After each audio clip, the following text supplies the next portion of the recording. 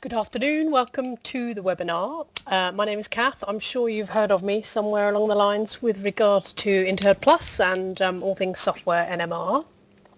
This afternoon is all about looking at InterHerd Plus in a bit more detail. I'm recording this session, so just started that a little while ago. Just trying to get my Teams bits separated from my other screen so you can actually see the presentation and none of the background bits and pieces. There is a Q&A function on the Teams as part of this chat or this Q&A, so it's either one you can use. So do ping me some messages as we go through, and I will come to those at the end. But basically it's just looking at little bits that you might not be familiar with. There's several categories, and what I've done here is I've got a PowerPoint with each heading, if you like, so if this is watched back, it's always recorded, as I say. We post this on YouTube, and then in theory you can fast forward to the relevant bit if that's of any use, or watch the whole thing, entirely up to you. So the first bit is herd production trends.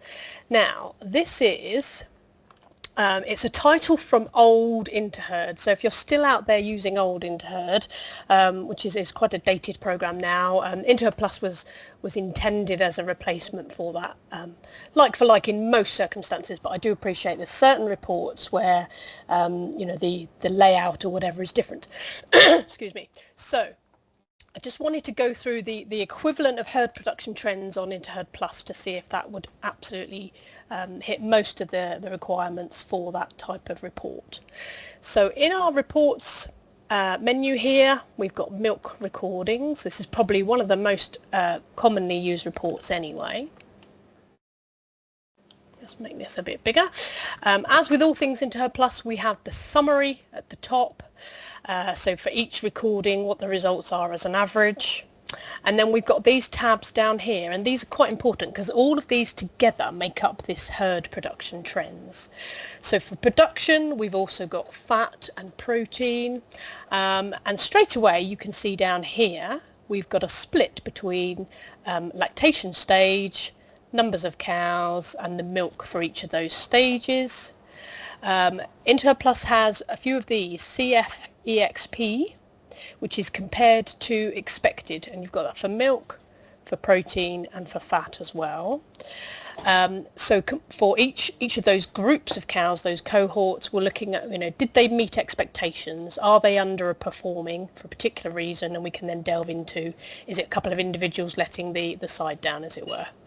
We can split that further as well, all cows into lactation 1 and lactation 2+, so that's quite a key area if you're looking to see what your first lactation heifers are doing in isolation. We can just change that, and that's reflected.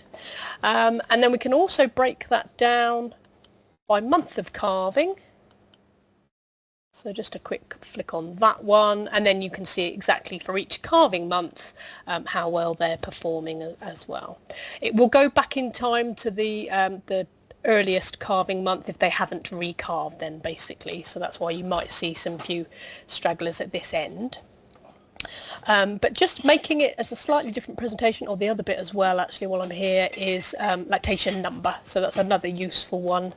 Only lactation ones in this particular herd. Right, if I go to the changes, this report here might get overlooked a little bit.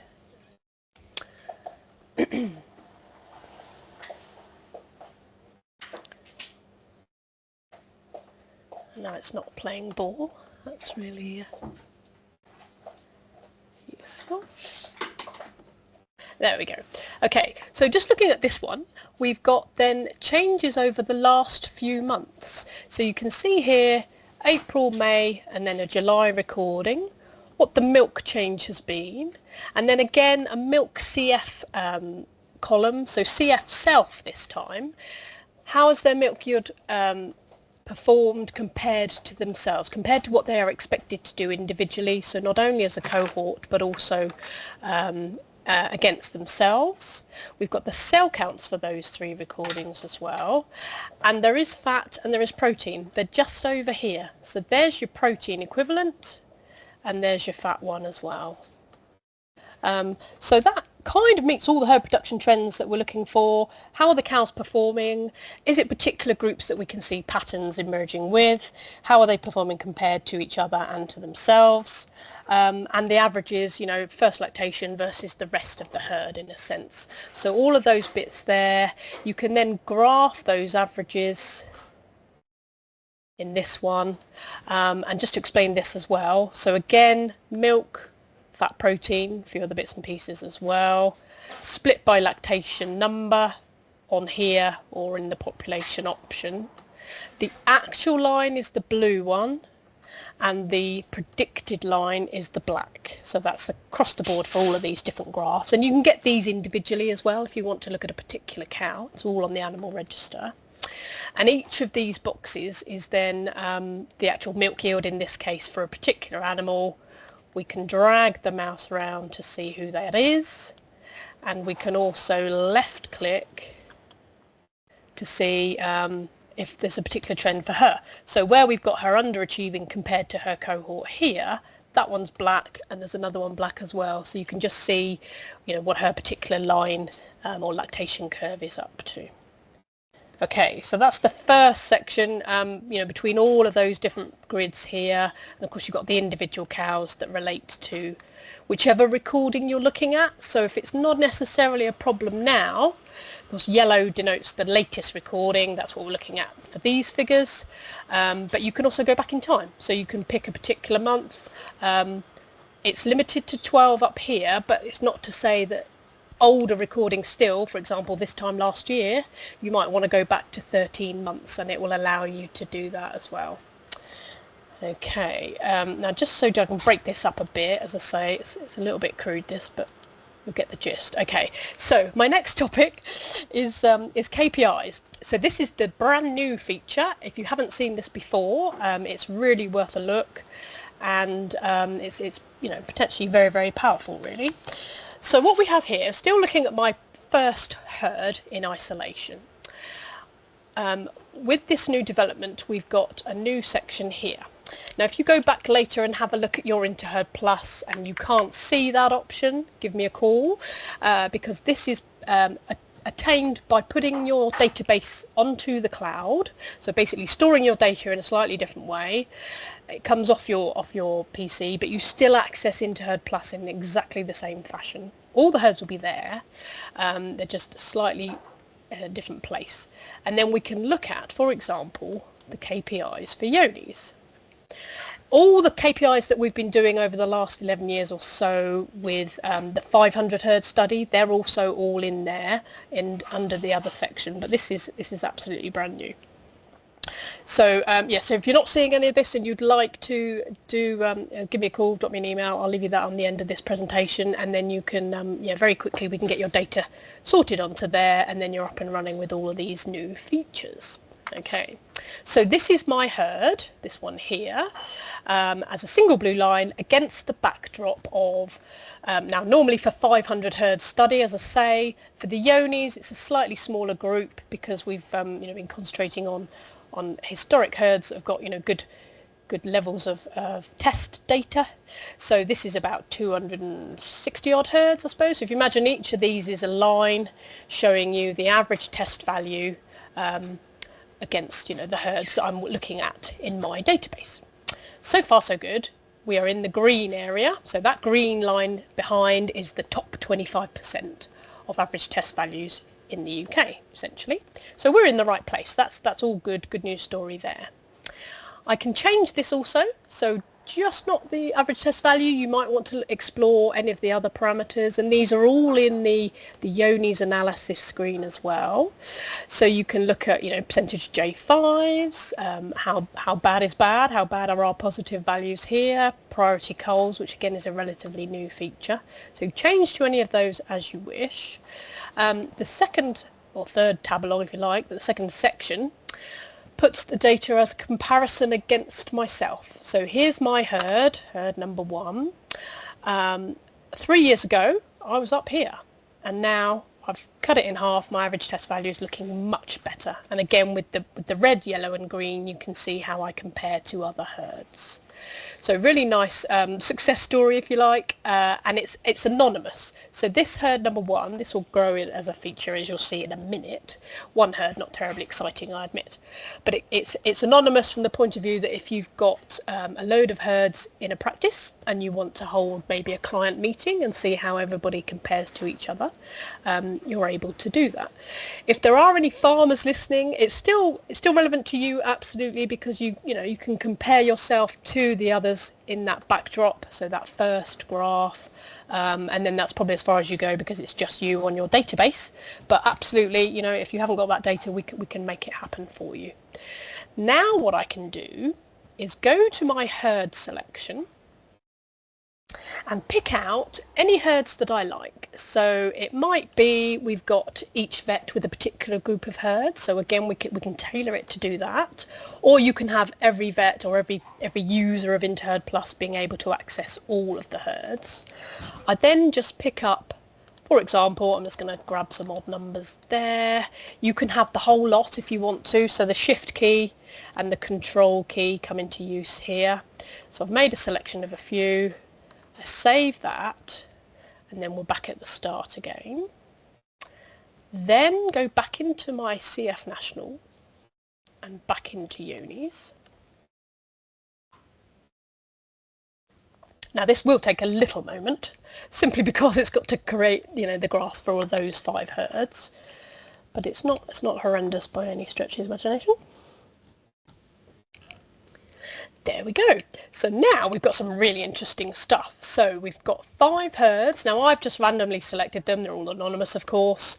As a user with many herds, many clients, you can pick and choose to your heart's content. So you want to make it relevant to organic herds, or herds in a particular location, or herds of a particular size. The possibilities are endless. You choose exactly what you want to see, or the whole lot. Absolutely fine. So now we've got 5 lines on our graph, exactly the same backdrop. We know which one was the one before. How do we know who's who this time? Just drag your mouse round the line and that tells you this is herd 7. So if you do it for real back at base, you'll have actual herd name listed there, so you'll know exactly who that is. And you can do that then across the board like so. And you can pick out the data. So if you want to see, well, what are the actual values? I can't quite work it out from the graph. These are the premises names and these are the actual values. So there's a two-pronged attack here. We've got a list of the exact amounts, exact levels, and who they are for the vet in question to view. I keep saying vet, but consultant, advisor, absolutely applicable to you as well. But we also have the anonymous graphs, like this one, which could be shown, as I say, at a client meeting where you want to see, let's look at us as a group of farmers together. How well have we done? We've really, tackled Yonis really hard. Has it worked? Well, yes, on the whole, absolutely. We've got really good graphs here. So yeah, 3 years ago, dark blue. Latest picture, things look really good, so that's marvellous. And then you can move on to other aspects. So average test value is coming down, how are our KPIs looking overall, and so on. Again, progress data, just to see what the from and to values actually look like. If you need the detail, it's all there. And then compared to KPIs over time. Now this one takes a little bit of explaining, so if I just build it up step by step, it looks exactly the same as the previous one at the start, right? Yes. Before is pink. Pink is where we were 3 years ago. So most of our farms were up this end, wrong end of the table. Now this is where we've ended up. So as a collective, the more lines you've got on here, the better. You can see on the whole, everybody has shifted down to the left-hand side, to the green area. Really good. Both lines together, so from pink to blue on the whole, actually one's possibly gone the wrong way here. And then transition basically means where did we come from? So rather than having lots of lines clutter the graph, we can see this herd came from green, is now middle of the area.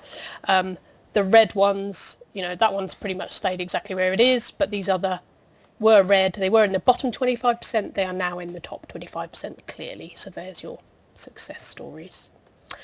All of those graphs then you can run for, as I say, whichever combination of herds you like. You just pick your herds up here, use the shift key, use the control key, and in our documents we also have built in some of these general ones, so you should all have a good selection of general reports, or documents I should say. You'll also get these ones with the update of this new feature. So the graphs are all the graphs obviously, and then the names are the bits that show you, you know, as a crib sheet as to who's who. Okay, just to show you quickly the other bits as well. So if I go to CF National, Production, Fertility and Health, so it's still got the same herds showing, but of course you can swap about as you like. The first option is always culling rate, so it just ties in with the same order as the KPIs we've got at the very front screen. You know, that first opening screen you're all probably quite familiar with now. Population, fertility, milk quality and health. So again, you can pick and choose. Let's have a look at cell count, for example, and then we've got the backdrop of the 500 herds on all of these. So exactly the same, but really simple but powerful information to obtain there. Okay, so that's my KPI bit. Right, just to again break it up, so we've got a nice heading. So if you know all about that, you can just skip straight to block calving herds. Okay, so this bit has been in the program quite a long time. Let me just go back into one herd. In fact, since it began, since it started. But I had a chat to a vet the other day about how to apply it, so it's worth definitely going over again. So if you've got a block calving herd here, some of the parameters or the KPIs, you know, won't be totally relevant for them. So for example, your fertility ones here, you know, served at 80 days, pregnant 100 days and so on. Now this, I don't think I can make this maximise. No, just make it a little bit bigger if I can. Oh, too far, hold on. There we go, just leave it like that. There we go. Right, so this is the favourites. Yeah, we don't allow you to maximise that screen purely because it doesn't go into a document all that well maximised, so it's kept short, but you can drag it and that sort of thing. So the KPIs that come up at the very opening screen, your favourites incorporate these as a default. You can change these, you can make it bespoke for each individual farm. Again, give me a call, I won't go through that now, but that's very easy to do. You can then look at other ones as well, so it might be you want to keep your favourites as they are, but under fertility, whoever goes into here, there's a whole raft of stuff. Rating to be seen. For example, SOB to first service interval, SOB is start of breeding. So if there are no parameters in there, it will default to 42 days, but you can actually set non-service periods when you do not serve the cows. If it's, you know, multiple periods throughout the year, we can absolutely apply those. So we go to data, and then herd details, and into here are the individual targets and the ranges, and whether you want to see those particular parameters or have them on your favourites. So that's essentially what you do there.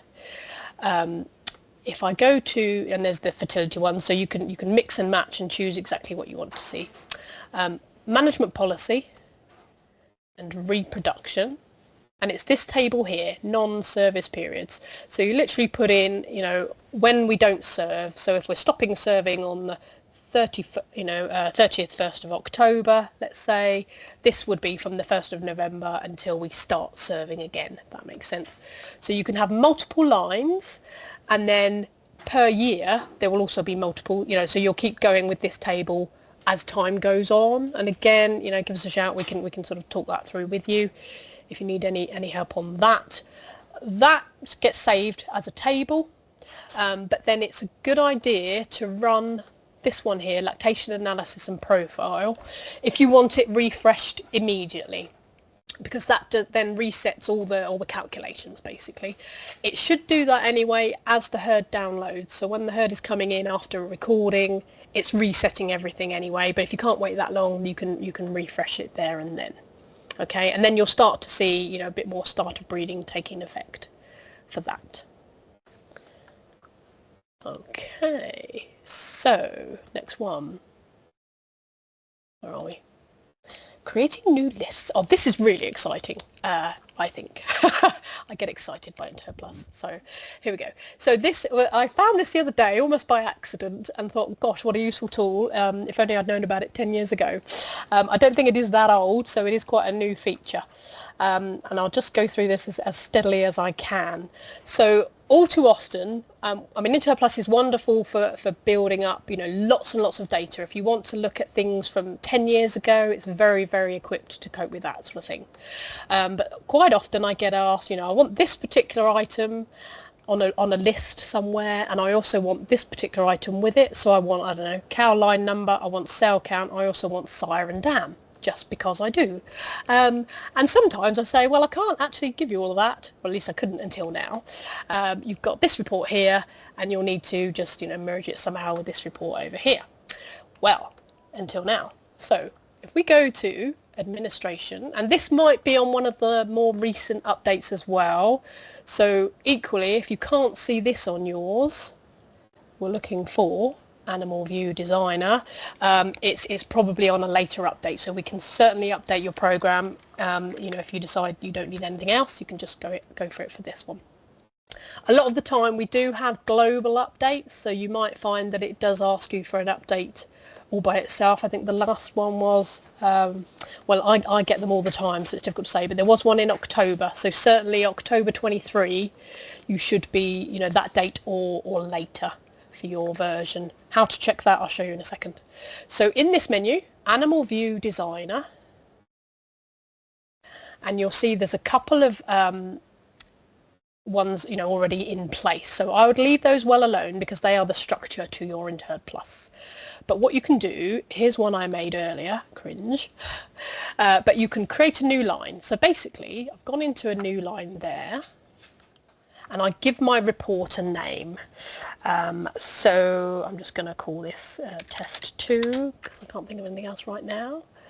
As with anything in InterHerd Plus, if you're in a particular box, in a particular field, and nothing is happening, just move up into another one, and that allows it to refresh. And then it knows, oh yeah, we've moved on, there's something here to view. Okay. So we can actually pick and choose and create a table of pretty much any data item out there. The data items are here. The bit at the bottom will become self-explanatory in a moment. So I go into this one, and this was quite comforting in a way. It's instantly familiar as an old InterHerd kind of format. I was like, oh yeah, I like this, I recognise this. You'll see from all the headings, we've got lots on production. Scroll down a bit, a few more, and there you go, fat and protein, all sorts of values in there. If we go up, there's a few on health, so there's your, mastitis cases. Then we've got a load of things on fertility. And if you're looking for something specific, again, I'm all ears, give me a call, because we might well have something that we've just need to doctor quite easily. It could take a lot less time than this bit. So do ask first, but by all means have a play. It won't hurt at all. All sorts of things. We've got stuff on growth. So if you've got somebody that's using growth weights in InterHerd, you might be able to build a table that you haven't got already. A really nice example I had the other day, so then we've got sire dam, so identity information. The one I had the other day was bloodlines. Again, an old InterHerd favourite. The bloodlines were quite extensive in there. We could pick out, Holstein Friesian, cross Jersey, cross Fleckvieh, whatever. It would work it out down to the last percentage. And any data that came from old InterHerd, that would have carried on over to InterHerd Plus. So the particular farmer wanted to see a report with bloodlines on. Well, I couldn't find it anywhere until I found this. So for our first column, we would probably want to come up here to ID. So animal ID, just click on that once, so that's your line number. And if I move the mouse again to the next row, you can see there's our line number here. So it kind of gives you a format, a preview before you complete the process. And then very simply, now you're in, you kind of get it. You've just got to go to the second column. Yep, I want, and I'm just going to grab official ID, which is always the ear tag. Next one. There you go. So you can see that building right before your eyes. If it's too narrow, we can adjust the width, we can adjust the alignment and even the colour if you so wish. So there's lots and lots of possibilities to pick and choose from there. Once you've got the report you need, I'm very simply just doing that, obviously it will be more complex normally, close that window, then we go to Management Reports, Animal Viewer, and you can see here we've now got, there's my test 2. So all the reports that you save are saved in here, fetch the data, and that will draw out a list. It's all the herd, so we don't have any filtering particularly, not at this stage, but you've got your filter line in here. A very simple report, and then you can do whatever you like with it in terms of, we've got batch entry if you need to do something to the animals on that list, or you can print it off, save it as a document, etc. So that was really, a good news story to something that just gives you a little bit more flexibility. And there are other bits, I haven't played with all of this actually, but you've got means and you've got totals, so there'll be some other options there, I'm sure. Okay. I'm just going to show you something else which I haven't got a heading for actually. In the, yes, checking the version, wasn't it? So in the help menu, so when you get back to your InterHerd Plus later, just go to help, about InterHerd Plus, and just check. Now you probably won't have the latest version that I have, but just check that date. That's the crucial thing. It should be version 3 for everybody now, and the date wants to be, as I say, October 23 or later is more than sufficient. Anything older than that, software support, give them a call and they can update you manually. No bother at all. Okay, just while I'm here to mention e-licenses as well. So these are very much replacing the old dongles, which are, very old hat really in technology. If you still need an old dongle, we can certainly sort that for you. But generally speaking, if you're just using InterHerd Plus, e-licenses are definitely the way ahead. And we can also make them offline, which is wonderful. So if you're out and about with your laptop, going to a farm, your offline e-license just works a treat, and it will open up InterHerd Plus as though you're online. It won't bring in any new data, but you can use the program just as you would with a dongle sticking out the side, but obviously you haven't got that risk element there. We are replacing them, so if you ring up needing a dongle update, we'll suggest an e-license at that stage, so you don't need to panic immediately. Okay, so that's that one. Yes, just to show you about adding columns actually, if I go back to my milk recordings, I can take a sip of tea a minute. Just to show you, if you're looking at something like this, so a typical grid, you might be able to save an awful lot of time creating a brand new report by looking at what's already there in a sense. So very much these are built in with particular structures, particular grid templates if you like. So have a look. If you do a right click, so InterHerd Plus, absolutely famous for right click. So if you take nothing else home today, a right click will open up all sorts of opportunities. So right click anywhere across that heading, so literally there. Sometimes it does a sort as well, but don't worry about that for now. Several things we can do from here. We can add to a document, so we can create that into the document list alongside other reports. You can print that out straight off exactly as it looks now. And you can export to Excel, and it's already formatted with everything correct. That's really useful. You can also see how many rows, so that's a really useful one if you've applied some filters and you want to see, right, how many cows does this affect? I'm not going to sit here and count them all. Just right click, tells you how many rows are on that grid. And the other one as well, edit grid layout. And it's not overly complicated. We can absolutely help you with this, but it's quite straightforward. So everything that's ticked right now is what we can see on our default layout. Okay. So if I scroll down here, it might be you want to see, the protein expected. So what were they expected to do for protein? There's a predicted yield in there. Who knew? There we go. We can add that in. You can also get rid of stuff. So if you want a much shorter table, you can untick, hide those out of the way. Absolutely fine. Make it your own. Make another version of it. So we can have one version for one vet and one version for another. Absolutely fine. You can bring in, on most of the grids now, herd, lot and group. So if you have, well, particularly possibly more for farmers, but if farmers have got maybe 2 herds within their InterHerd Plus, you might want to look at them all together as one collective enterprise. Then you can put herd on there so you know which herd is which. Same for lots and same for groups within one herd. So if I now save that, all we do, save. If it's a permanent change, just leave it as basic, just press enter and then close, and that will now be exactly as I've stated going forward for that particular herd. If I want to have different versions of the same thing, again right click, we can load layout, and then you have your different versions. If you've got a basic one which keeps the original, and maybe one, and you can call it whatever you like for a particular person. So do have a play with that one. You can also reset and start again from scratch, absolutely fine. So just wanted to mention that bit. Now that's our lists. Nearly finished, you'll be pleased to hear. Cross tabulate. So this one is a little bit more complicated, so again I'll go really slowly, but can give you the exact bit of information that you require that you just can't get anywhere else comfortably. So cross tabulate is possible on all sorts of things. I just need to remember which report I was looking at. Oh yes, current CAP performance. Yeah. So you could do it on here. You'll see if I right click again, cross tabulate is in most grids. So a lovely example that came up from a vet the other day was looking at 3 or 5 day yields averaged by lactation number. So seeing how well are our second lactation animals doing compared to the third or whatever. So using that example, we went into cow performance and all current cows.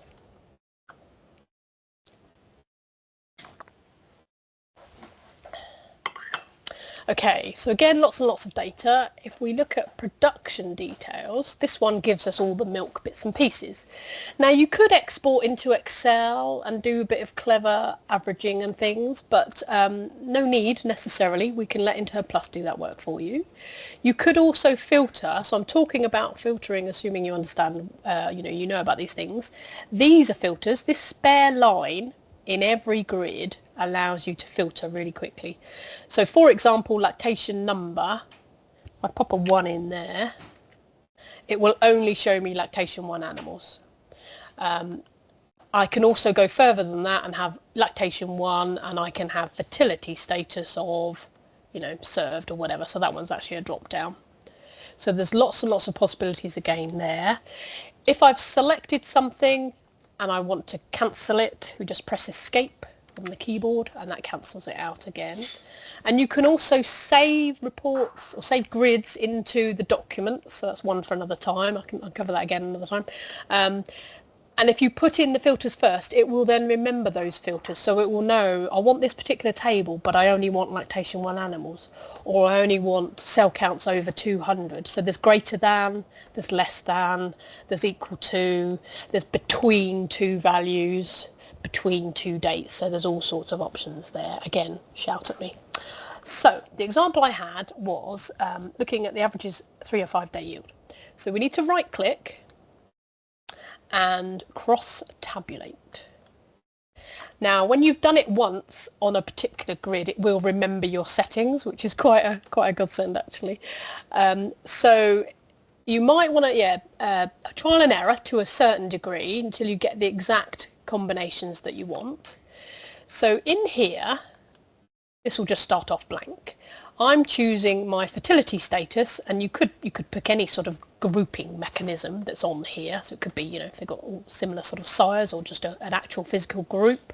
So I just chose fertility status against lactation number. So the rows here are what I want to analyse by, or group by effectively. And then over here, this one will just default to number of observations. So it will just literally say there's 1 of those, there's 2 of those. So for this example wasn't too meaningful, but if I make that mean, and then I want the mean of, and then again you've got all of your sort of combinations on that particular report. So I wanted the mean of 305-day milk. I haven't heard back from the vet. I don't know if they're listening as to whether this was exactly what they wanted, but I sent it to him anyway. So if I proceed, it does a clever little table like this. So we have lactation number grouping here, by fertility status, so say you could choose whatever you wanted up there, but that's quite interesting anyway. And then an overall figure, so you could actually ignore the bulk of that and just look at the 305-day yield by lactation number, just to get an idea of spread, and then your overall average yield, for all the cows. So depending on which table you're looking at as to what data you can group by. Then what you could do, it will remember those settings, of course it's finding it again, isn't it, half the time, but we can right click here, exactly the same options as before. I could add to a document and preserve it that way, and then just run the document whenever you like. Sometimes that isn't effective if anything is date related. So if you're looking at a grid and you're putting in some dates, it may not run totally how you want it to, but for this kind of thing, absolutely spot on, because all we're saying is, as of right now, as of the data I've got, what is the lactation number and 305-day yield for each one. So that is cross-tabulate. You can use all sorts of examples on that one. But again, give me a shout, because it took me a little time to decide what to cross with what, really. So I think that is the last topic. There is some of my details. I should change that to an X now, shouldn't I, really? But yes, I hope you found that useful. Any questions at all? If you haven't already applied one, let me just check on here in the Q&A. So if you're busy typing, I'll give you a minute.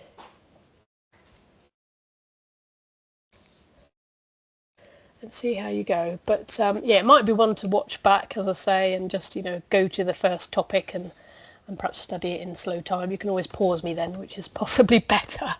But equally, I'd be very interested to hear from you. Do drop me an email if you have a particular burning question that you want to know how to do, or we can set aside some time to go through something one-to-one. That's absolutely fine, and then we can get it exactly how you want it. And equally, if you want your data put on the cloud, so you can grab those extra KPIs, then please let me know. So I haven't got any questions on there, but I've talked probably for long enough. That's grand. Okay, well, thank you all very much for listening, and I'll see you again soon. Bye-bye for now.